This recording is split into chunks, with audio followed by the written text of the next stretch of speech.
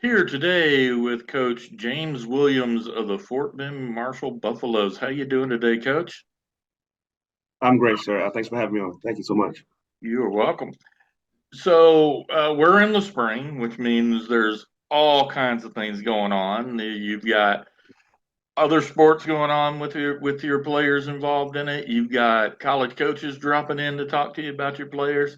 Just kind of give us a walkthrough of how things are going in the spring for Fort Bend Marshall. We're hot and heavy in the spring. Things are going well so far. We're in the middle of spring football right now. Actually, today will be our halfway point.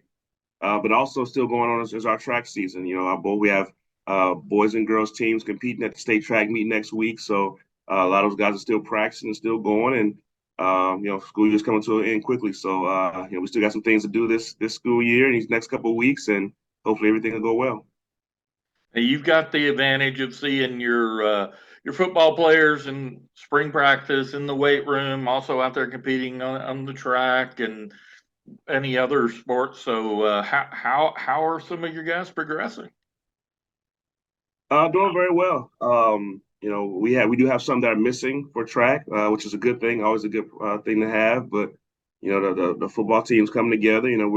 Every year you gotta have a different team and different personalities. So right now this off season and this spring ball, this phase of off season, and we're just trying to find an identity and look for new kids that's gonna step up and make an impact for us on varsity next year, and then trying to improve from start to finish and improve our fundamentals of our program as always is the first thing we always talk about.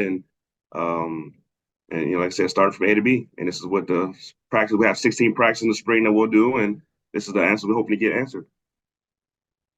So speaking of that, so you have some of your kids that are going to be back, and you're working with them. You know some of your kids that are graduating here in a few weeks. So kind of walk us through who's going to be back, who's not going to be back, who might step into those roles. We last year, we had a very good class. We graduated some good kids last year, and they're going to go on to play in college and hopefully have great careers. But we have quite a few back from last year, a few starters. We'll start on the defensive side of the ball. Two linemen are coming back. Corin Randalls is going to be our anchor in the middle. Did a tremendous job for us last year at nose. He's going to be our three technique this year, and a linebacker starting last year was Ryan Simpson.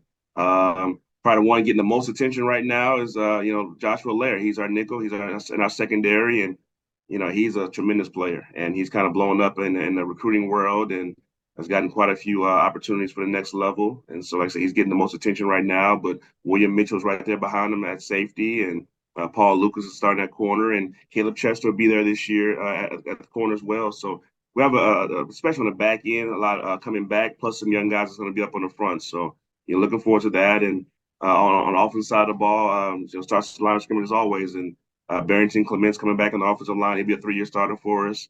Um, at receiver, guys getting a lot of attention. Jacaden Ferguson and Andre Feast. Those two guys are two dynamic players. They love football. They love working hard. They love competing, and they're doing a great job so far this spring. And they're going to be definitely impact players for next year as well. And then we have a couple running backs coming back as well from last year. So we're expecting that to again, hopefully move on like we do and play Marshall football and take it one week at a time and keep getting better. Okay, so last week was the NFL draft. A young man you know a little bit about, Devon Achane, um, drafted into the NFL. Talk a little bit about what kind of impact that has within a program like that when you have a kid get drafted in the NFL, the conversation that goes on and maybe the buzz it creates. Sure, it definitely creates a buzz. It's a special thing, that young man is so deserving. He had a phenomenal career here at Marshall High School in football and in track.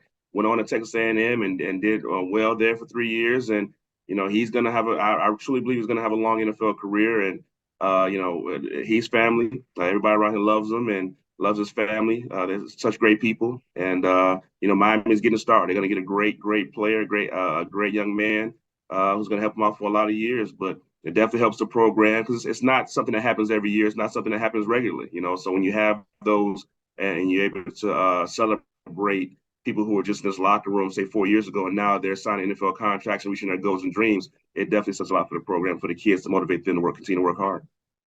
Now, you talked about this is what it is to be Fort Bend Marshall, but when you stepped in the door there 13 years ago, that wasn't necessarily the case. You and the coaches and the players and the community have built what goes on there. An extreme pride in being Marshall comes.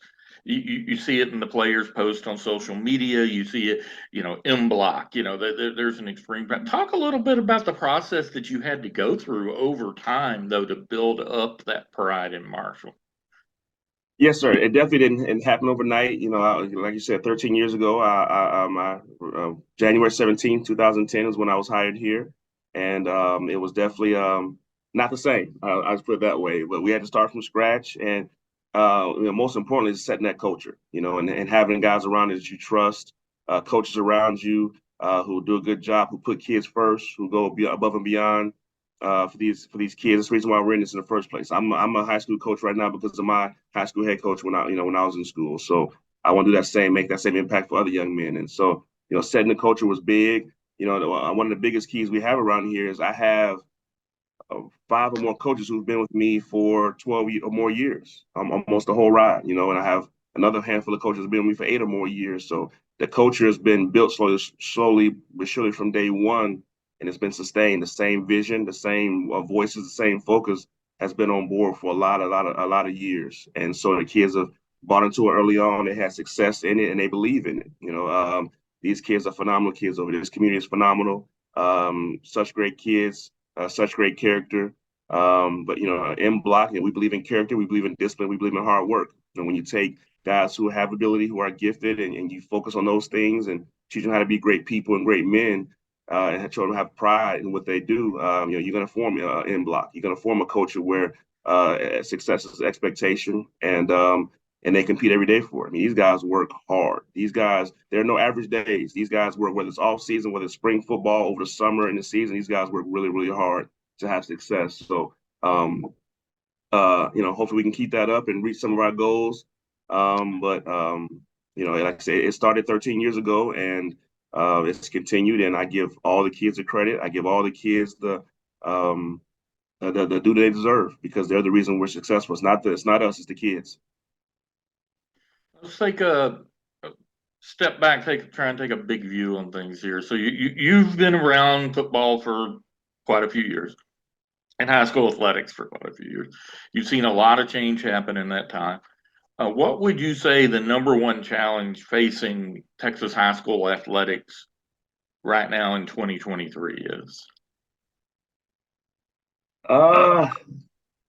I tell you what, one impact, everybody talks about social media and the impact of social media, but that's when you have that platform where it's likes, where it's follows, followers, and it's really kind of created a kind of a me mentality, uh, as opposed to team. We fight that everything is about team. We fight that everything is about your teammate, and everything we do is about the guy next to us. We're gonna fight and work hard for the guy next to us. Where we have social media, everybody wants to post videos and everybody wants to post offers, and it's just it's a new world out there with that. And it's been like that for a little while now, but just a matter of adjusting to that, adjusting to the world of it's really almost like me. I'm putting myself out there. I'm getting as many followers as I can, and I'm trying to go viral, as opposed to, number one, the team first. And so that's a fight that we have all the time, which I believe a lot of people have all the time is, hey, we want to be successful, we want everybody to be successful. But the thing is, if the team is successful,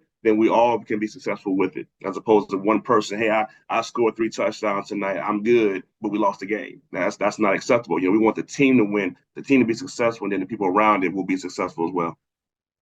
If you talk to college coaches, a lot of them, when they talk about Twitter or social media and they're looking at a kid's accounts, they're not looking for the highlights. They're going to get those elsewhere. They're looking for the negative. They're looking to say, this isn't the kid we want to talk to. So how do you communicate that to your kids? That, yeah, it's okay to do it, but you have to be careful and not blackball yourself. Sure. I mean, one thing, like I said, the foundations program starts with character. And so we have character lessons every week. We talk about social media. We talk about making the right decision in school and out of school. We talk about a lot of that stuff towards forming young men, successful young men, and that's a part of it. They definitely look at that. They look at Google. They're going to try to find out as much about you as they can to make their evaluation if they want to offer you a scholarship or recruit you. And so how you carry yourself on the internet absolutely affects you day to day. So that is definitely a subject we talk about often, and we give examples. We give examples of how you should post or how you should not post or how this post might have hurt this person. You really got to put it out there and let them know that if they're going to do that, then there's also a race and people out there to track, and the whole job is to track them and see who they are as a person everywhere. No, we're spending a lot of time in this area, but I think it's a really important topic. You talked about you teach a character area or character trait every week. A lot of people think football coach, okay, X's and O's, but in the modern era, this is not like it was when I was in high school in the 1980s. That there is a plan that's outside of the X's and O's in football that you're teaching those character traits intentionally. It's not just leading by example, which is an important part, but you're actually talking about these individual character traits and what you expect from your kids. Yeah, absolutely. I think if you're not, you're kind of missing the boat on that. At the end of the day, very few of your young men are going to be able to go move on to a college scholarship. And even fewer, if like I said, very few make it to the professional level. So the majority of guys you're talking to, you have to build them to be successful in life, build them to be successful young men, successful fathers and husbands. And so if you're not talking about character and making the right decisions, and if you're not talking about discipline and hard work and how it's going to affect you beyond the game of football, then I really think you're missing the boat. We really want to make an impact in these kids' lives. We want to help be the bridge to their future. And so we do spend time on that. We, like I said earlier, we do a weekly character lesson. And we also use 2 words, Stephen Mackey's program, and to help develop these guys as men, not just football players. All right, so we've been talking a lot about big picture and character stuff. Let's try and get a little insight into James Williams. What would you say your number one guilty pleasure is? For me, I don't know. Besides ice cream, I don't know. I have a beautiful wife and 2 kids. My daughter runs track at North Texas, University of North Texas, and my son is a freshman in high school. And we love athletics. I'm a big supporter of my wife's in her career, and she's the same as mine. So I spend majority of the time with my family. If I'm not at work, I'm with my family, and besides ice cream, I guess that's that's where it goes. Well, living in Texas with Bluebell, it's kind of easy to fall in love with some ice cream there. Definitely there. Yes, sir. All right. Well, Coach, thank you very much for your time today. Best of luck as you go through the spring and start in on the 2023 season. Great. Thank you, Coach. Thanks so much for having me.